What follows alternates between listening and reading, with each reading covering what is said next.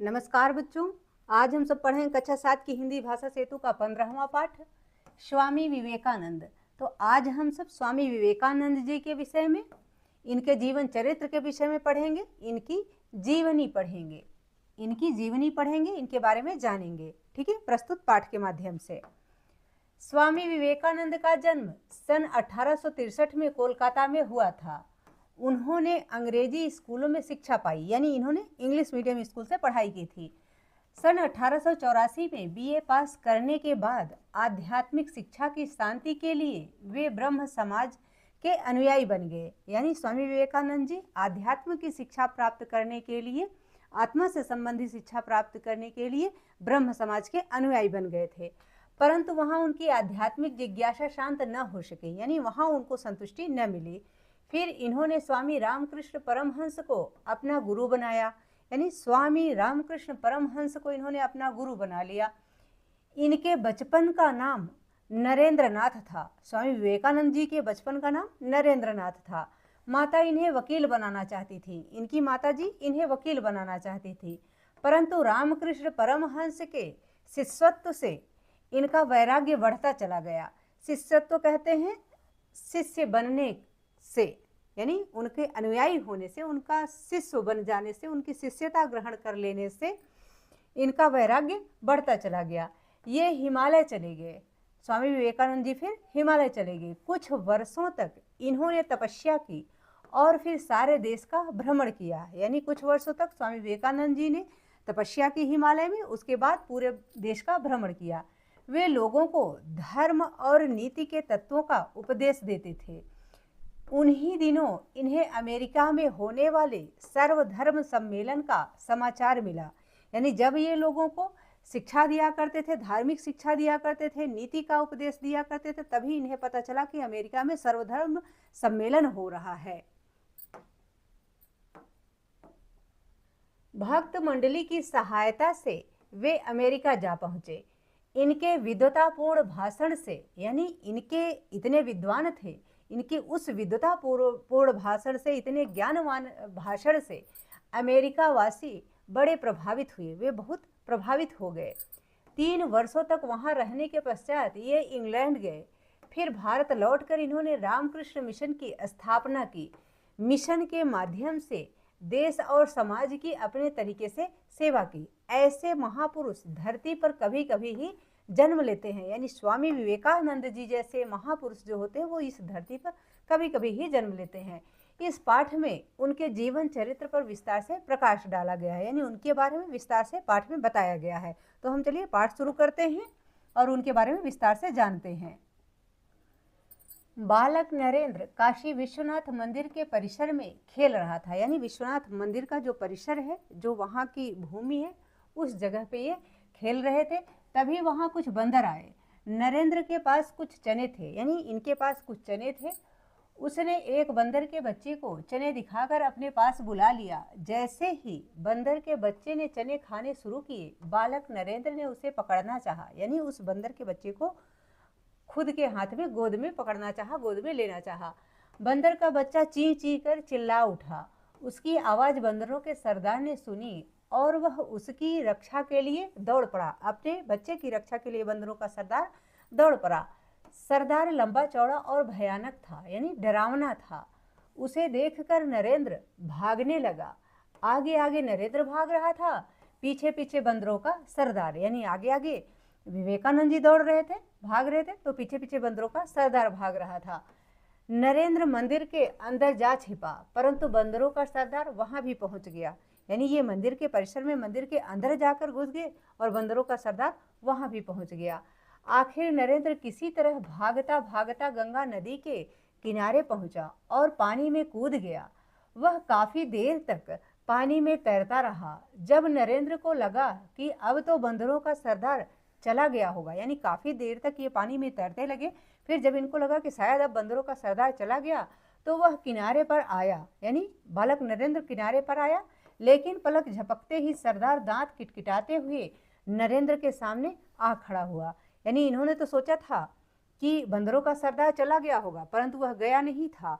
वो कहीं पे था और जैसे ही इन्होंने देखा, इनकी नज़रें उस पर पड़ती हैं, पलक झपकते ही देखते हैं कि वो बंदरों का सरदार तो इनके सामने ही खड़ा है। उसी क्षण नरेंद्र ने सोचा, जो डर गया वह मर गया। उसने पास पड़ा एक डंडा उठा लिया।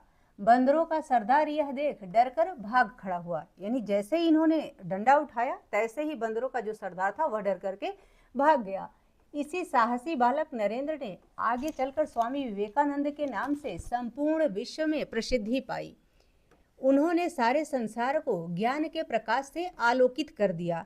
यानी इन्होंने, नरेंद्र ने, स्वामी विवेकानंद ने अपने ज्ञान के प्रकाश से संपूर्ण विश्व को आलोकित किया, यानी प्रकाशित किया। स्वामी विवेकानंद का जन्म सन 1863 में कोलकाता में हुआ था। बचपन से ही वे होनहार थे। उन पर यह कहावत चरितार्थ होती थी कि होनहार वीरवान के होत चीकने पात। यानी जो जैसा होना चाहता है, जो महान व्यक्ति है, उसके लक्षण जो है बचपन में ही दिखाई दे जाते हैं कि कौन कितना महान होने वाला है। यह बात बचपन में ही पता चल जाती है। बचपन के चाल चलन से ही पता चल जाता है कि यह बच्चा आगे चल करके महान बनेगा या फिर बुरा बनेगा। ठीक है। उन्होंने अंग्रेजी स्कूल में शिक्षा पाई और सन 1884 में बीए की डिग्री प्राप्त की। उनके अंदर आध्यात्मिक जिज्ञासा बहुत तीव्र थी। यानी आत्मा को जानने की जो इच्छा होती है, जिज्ञासा का अर्थ होता है इच्छा, आध्यात्मिक यानी आत्मा को जानने की। तो आत्मा को जानने की जो इच्छा थी वह बहुत तीव्र थी, बहुत तेज थी। वो जानना चाहते थे कि आत्मा क्या है, सत्य क्या है। ठीक है। अतः वे ब्रह्म समाज के अनुयायी बन गए। यानी ब्रह्म समाज का अनुसरण किया उन्होंने। अनुयायी मतलब अनुसरण करने वाले बन गए। उनका कंठ बहुत मधुर था। कंठ यानी गला, उनका गला बहुत मधुर था, यानी मीठा था। उनकी आवाज़ बहुत मीठी थी। अतः कीर्तन समाज में उनका बहुत सम्मान था। जो भजन कीर्तन करने वाले थे वो लोग उनका बहुत सम्मान किया करते थे।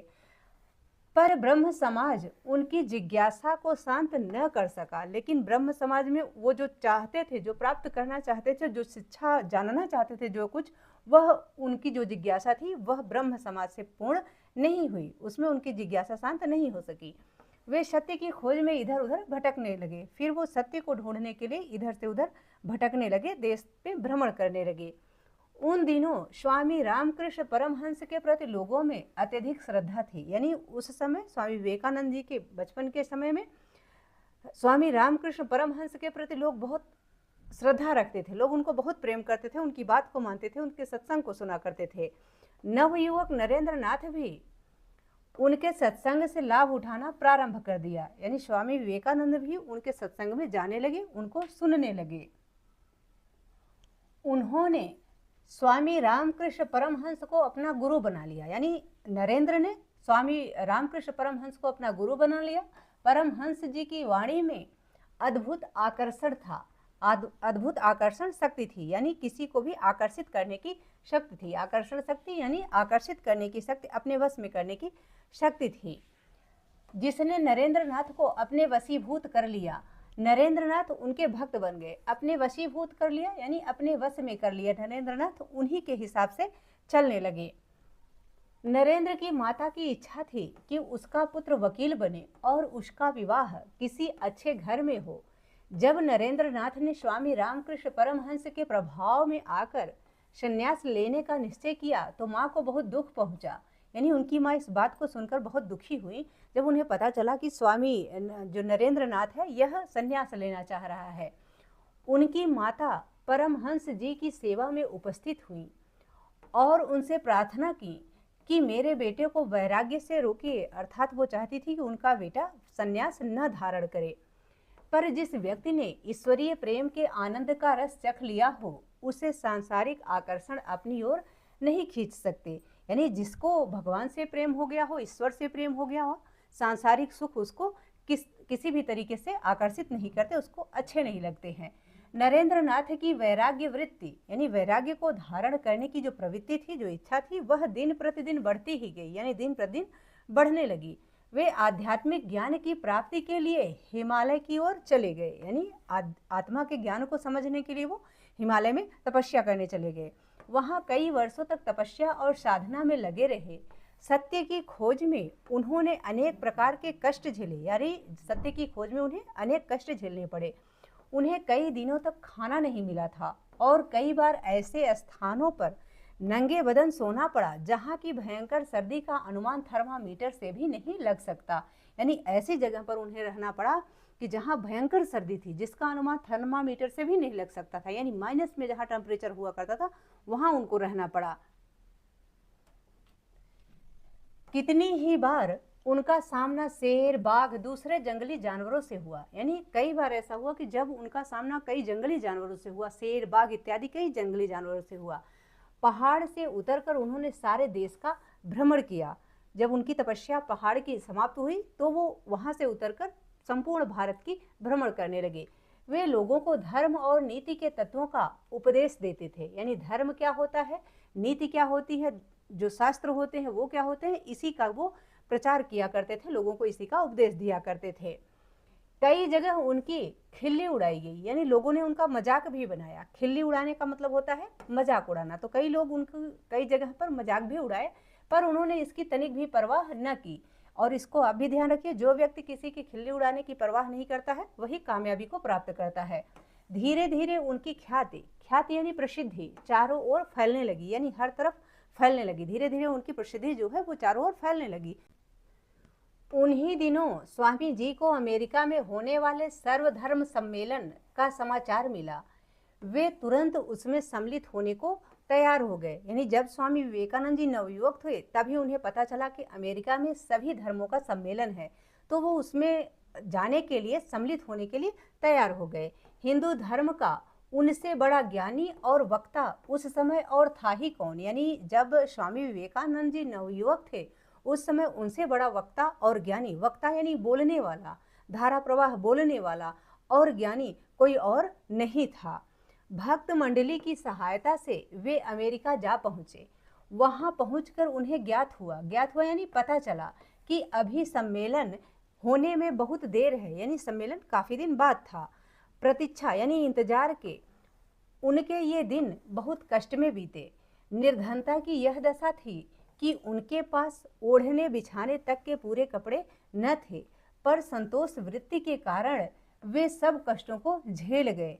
यानी भारत उस समय अंग्रेजों का गुलाम था, तो निर्धनता तो थी ही, तो जितने कपड़े वगैरह उनको ले जाने थे उतने उनके पास नहीं थे, लेकिन उनकी जो प्रवृत्ति थी वो संतोष वृत्ति की थी। यानी वो संतोषी थे, धैर्यवान थे।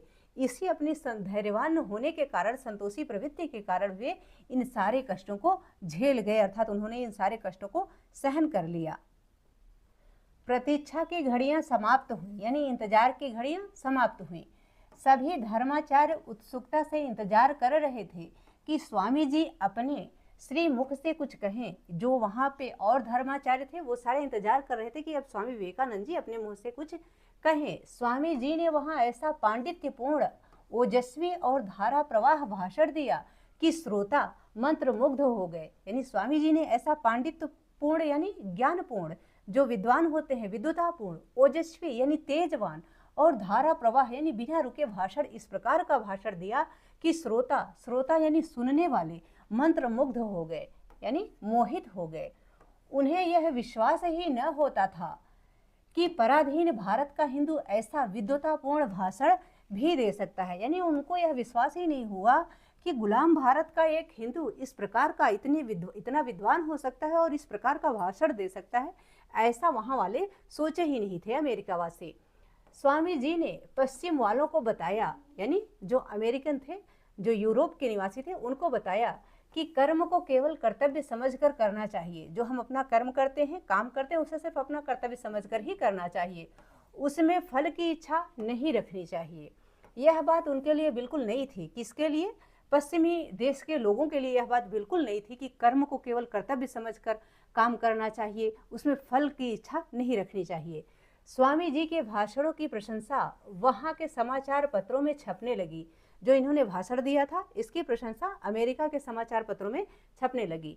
द न्यूयॉर्क हेराल्ड समाचार पत्र ने उनके भाषणों पर टिप्पणी करते हुए लिखा, यानी अपना कमेंट देते हुए लिखा कि धर्मों की पार्लियामेंट में सबसे महान व्यक्ति विवेकानंद हैं। यानी जो विवेकानंद जी हैं, इन्हें ही वहाँ के न्यूयॉर्क हेराल्ड समाचार पत्र ने यह कहा कि जो धर्म का पार्लियामेंट था, जो धर्म का संसद यहाँ इकट्ठा हुई थी, इसमें सबसे महान व्यक्ति यदि कोई था तो वह थे विवेकानंद।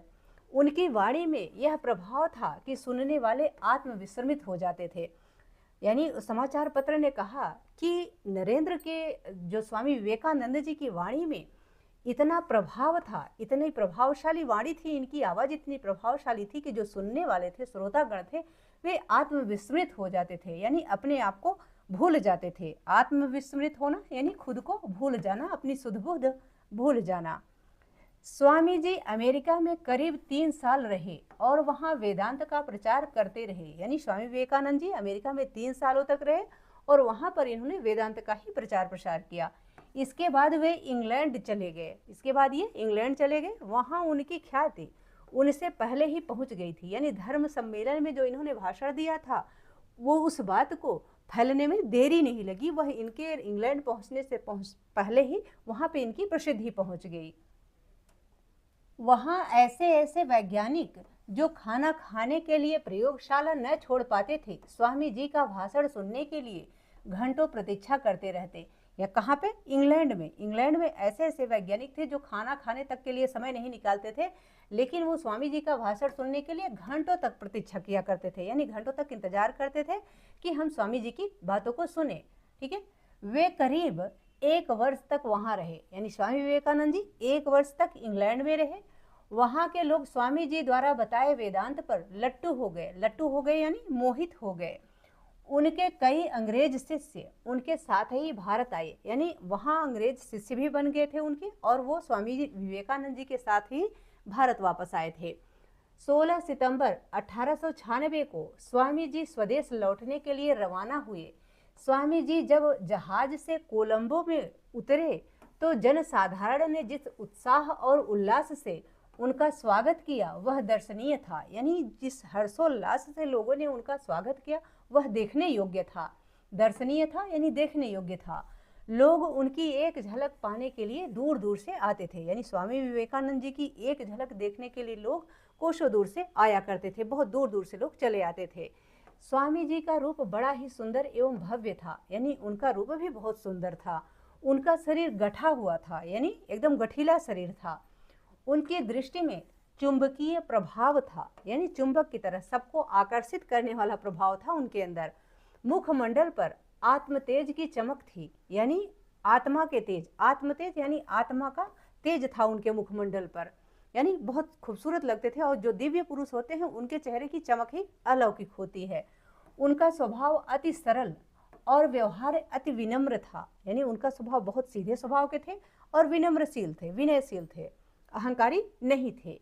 वे अंग्रेजी के पूर्ण पंडित और अपने समय के सर्वश्रेष्ठ वक्ता थे। यानी उस समय के सर्वश्रेष्ठ वक्ता थे और उन्हें अंग्रेजी का संपूर्ण ज्ञान था। अंग्रेजी के पूर्ण पंडित का अर्थ होता है यानी उन्हें अंग्रेजी का भी पूर्ण ज्ञान था। ठीक है, वे अंग्रेजी के अतिरिक्त Sanskrit, German, Hebrew, Greek, French आदि भाषाओं के अच्छे ज्ञाता थे। यानी उस समय में भी वे इतने महान थे कि उन्हें अंग्रेजी आती थी, संस्कृत आती थी, जर्मन आती थी, हिब्रू आती थी, ग्रीक आती थी, फ्रेंच आती थी। ये सारे भाषाओं के वो अच्छे ज्ञाता थे। ज्ञाता ही नहीं थे, अच्छे ज्ञाता थे। वे केवल 4 घंटे सोते थे। प्रातः 4 बजे उठकर जप ध्यान में लग जाते थे। यानी सिर्फ 4 घंटे सोया करते थे 24 घंटे में, बाकी 20 घंटे वो कार्य किया करते थे, लोगों की सेवा किया करते थे और धर्म के प्रचार प्रसार में लगे रहते थे।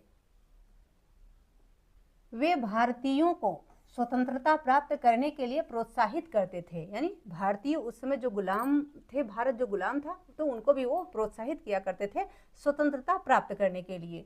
उन्होंने अपने एक भाषण में ऐसे ही विचार प्रकट करते हुए कहा था। एक भाषण में उन्होंने कहा था कि प्यारे देशवासियों, पुनीत आर्यावर्त में बसने वालों, क्या तुम अपनी इस भीरुता से वह स्वाधीनता प्राप्त कर सकोगे जो केवल वीर पुरुषों का अधिकार है। यानी उन्होंने कहा लोगों से कि क्या तुम अपनी इस भीरुता से, यानी डरने वाली प्रवृत्ति से, डरपोक की प्रवृत्ति से, भीरुता का अर्थ होता है डरपोक होना, तो क्या तुम अपने इस डरने वाली प्रवृत्ति से स्वाधीनता को प्राप्त कर सकोगे। यानी क्या तुम आज़ादी को प्राप्त कर सकोगे जो केवल वीर पुरुषों का अधिकार है। यानी स्वतंत्रता केवल वीर पुरुषों का ही अधिकार है। जो डरता नहीं है, संघर्ष करता है वही प्राप्त करता है कामयाबी को, यानी वही अपनी स्वतंत्रता को प्राप्त करता है, स्वाधीनता को प्राप्त करता है और अपनी कामयाबी को प्राप्त कर सकता है। ठीक है। हे भारत निवासी भाइयों, कहते हैं स्वामी विवेकानंद जी कहते हैं कि हे भारत में निवास करने वाले भाइयों, हे भारत निवासी भाइयों, अच्छी तरह याद रखो कि सीता, सावित्री और दमयंती तुम्हारी जाति की देवियां हैं, यानी ये हमारी जाति की ही देवियां हैं। हे वीर पुरुषों, मर्द बनो और ललकार कर कहो कि मैं भारतीय हूँ, मैं भारत का रहने वाला हूँ। हर एक भारतवासी, चाहे वह कोई भी हो, मेरा भाई है, यानी हर एक भारतवासी जो है भाई भाई है, हम एक दूसरे के भाई हैं, ऐसा ललकार कर कहो और स्वतंत्रता प्राप्ति के लिए आगे बढ़ो। स्वामी विवेकानंद ने रामकृष्ण मिशन की स्थापना कर इसकी शाखाएं देश भर में खोल दी, यानी इन्होंने स्वामी विवेकानंद जी ने रामकृष्ण मिशन की स्थापना की। आपसे प्रायोगिक जो परीक्षाएं होती हैं उसमें बार बार पूछा जाता है कि रामकृष्ण मिशन की स्थापना किसने की, तो याद रखिएगा स्वामी विवेकानंद जी ने की थी। ठीक है, विवेकानंद जी ने रामकृष्ण मिशन की स्थापना की थी। इस संस्था का उद्देश्य लोक सेवा करते हुए वेदांत का प्रचार प्रसार करना है, यानी जो रामकृष्ण मिशन संस्था है इसका कार्य क्या है, इसका उद्देश्य क्या है कि ये जनता की सेवा करते हुए वेदों का प्रचार प्रसार करता रहे। ठीक है। सन 1897 में भारत में प्लेग की महामारी फैल गई। स्वामी जी ने दीन दुखियों की सेवा का बीड़ा उठाया, यानी दीन दुखियों की सेवा का कार्य उठाया। उन्होंने ढाका, कोलकाता और तमिलनाडु में जगह जगह सेवाश्रम खोले, यानी सेवा के लिए आश्रम खोले। अत्यधिक परिश्रम करने के कारण स्वामी जी का स्वास्थ्य बिगड़ने लगा, यानी ज़्यादा परिश्रम के कारण इनका स्वास्थ्य भी खराब होने लगा। वे अपने भक्तों से कहने लगे थे कि अब मेरे महाप्रस्थान, यानी हमेशा के लिए जाने का, महाप्रस्थान का अर्थ होता है अंत का समय बहुत निकट है, यानी अब मेरे यहाँ से हमेशा के लिए जाने का जो समय है वो बहुत नज़दीक आ गया है, ऐसा वो अपने भक्तों से कहने लगे थे। 4 जुलाई 1902 को वे एकाएक समाधि में लीन हो गए, यानी एकाएक उन्होंने समाधि ले ली। सवेरे 2 घंटे समाधि में रहे, दोपहर के समय शिष्यों को व्याकरण पढ़ाया, तीसरे पहर 2 घंटे तक वेदोपदेश देते रहे, यानी वेदों का उपदेश देते रहे लोगों को। इसके बाद टहलने निकले। शाम को माला जपने के बाद समाधि में बैठ गए और उसी अवस्था में शरीर को त्याग स्वर्ग सिधार गए, यानी ये उसी अवस्था में इन्होंने अपना देखिए पूरा कार्य किया। सबसे पहले ये दोपहर के समय शिष्यों को व्याकरण पढ़ाया, सवेरे 2 घंटे समाधि में रहे, तीसरे पहर तक इन्होंने वेदों का उपदेश दिया अपने शिष्यों के बाद, इसके बाद टहलने गए, शाम को माला भी जपा। सारे जो कर्म होते हैं, पूजा पाठ वगैरह जो नित्य क्रिया किया करते थे, हमेशा जो करते थे, वो सारे कार्य करने के बाद ये समाधि में बैठे और उसी अवस्था में शरीर को स्वर्ग सिधार गए, यानी उसी शरीर को त्याग करके स्वर्ग सिधार गए। यानी ऐसे जो लोग होते हैं, जो महान होते हैं, उन्हें ही इस प्रकार से मृत्यु प्राप्त होती है। ठीक है। कन्याकुमारी में समुद्र के मध्य बना विवेकानंद स्मारक उनकी स्मृति को संजोए हुए है, यानी उनकी स्मृति को, यानी उनकी याद को संजोए हुए है।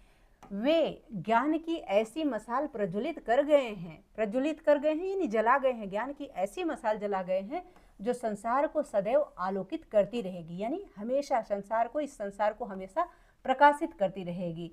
रामकृष्ण परमहंस के शब्दों में, यानी रामकृष्ण परमहंस के शब्दों में ये कहा गया है उनके बारे में, स्वामी विवेकानंद जी के बारे में परमहंस महाराज जी कहते थे, रामकृष्ण परमहंस जी कहते थे कि वे केशव के समान 18 शक्तियों के स्वामी थे। वे यानी स्वामी विवेकानंद जी केशव के समान, यानी भगवान श्री कृष्ण के समान 18 शक्तियों के स्वामी थे। यह कहाँ से संकलित है? यह जो विवेकानंद जी की जीवनी है वहाँ से संकलित किया गया है। आशा है कि यह पाठ आप सबको बहुत अच्छे से समझ में आ गया होगा। अब हम इसका शब्दार्थ देख लेते हैं। यहाँ पाठ से संबंधित शब्दार्थ है, तो आप इसको यहाँ से देख लें, शब्दार्थ को यहाँ से देखें। लोकोक्ति और मुहावरे हैं, उनको भी यहाँ से देखें। आगे है अभ्यास प्रश्न, बोध और विचार, बहुविकल्पी प्रश्न, सही विकल्प चुने। तो यहाँ बहुविकल्पीय प्रश्न है। पहला प्रश्न है, बालक नरेंद्र को किसके सरदार ने डरा दिया था? तो किसके सरदार ने डराया था? तो उत्तर है बंदरों के, इसलिए ख ऑप्शन सही है। दूसरा प्रश्न है, स्वामी विवेकानंद के गुरु का नाम था, तो क्या नाम था इनके गुरु का? रामकृष्ण परमहंस, यानी स्वामी रामकृष्ण परमहंस इनके गुरु का नाम था, इसलिए ग ऑप्शन सही है। तीसरा प्रश्न है, स्वामी विवेकानंद का जन्म कहाँ हुआ था? तो उत्तर क्या है? कोलकाता में, इसलिए क ऑप्शन सही है।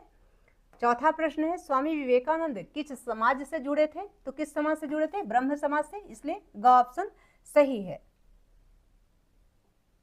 पांचवा प्रश्न है, स्वामी विवेकानंद की माता उन्हें क्या बनाना चाहती थी? तो क्या बनाना चाहती थी उनकी माता? उन्हें वकील बनाना चाहती थी, इसलिए घ ऑप्शन सही है। आगे देखते हैं छठा प्रश्न। छठा प्रश्न है, आध्यात्मिक ज्ञान की खोज के लिए विवेकानंद कहाँ गए थे? तो क्या उत्तर है इसका? हिमालय की ओर, इसलिए क ऑप्शन सही है। सातवां प्रश्न है, सर्वधर्म सम्मेलन में भाग लेने के लिए विवेकानंद कहाँ गए थे? तो इसका उत्तर क्या है? अमेरिका, इसलिए ख ऑप्शन सही है। आठवां प्रश्न है, किसने लिखा था कि धर्मों की पार्लियामेंट में सबसे महान व्यक्ति विवेकानंद है? तो उत्तर क्या है? द न्यूयॉर्क हेराल्ड, यानी जो अमेरिका का समाचार पत्र था, उसने लिखा था कि धर्मों की पार्लियामेंट में सबसे महान व्यक्ति विवेकानंद हैं। ठीक है। नौवां प्रश्न है, स्वामी विवेकानंद कौन कौन सी भाषा जानते थे? तो इसका उत्तर क्या है? अंग्रेजी, Hindi, Bangla, Sanskrit, German, Hebrew, Greek, French, ये सारी भाषाएं जानते थे, इसलिए उपरोक्त सभी, घ ऑप्शन सही है। ठीक है, आगे देखते हैं 10वां प्रश्न, स्वामी विवेकानंद का महाप्रस्थान कब हुआ? यानी उन्होंने अपनी आखिरी सांस कब ली? तो सन 1902 में, इसलिए का ऑप्शन सही है।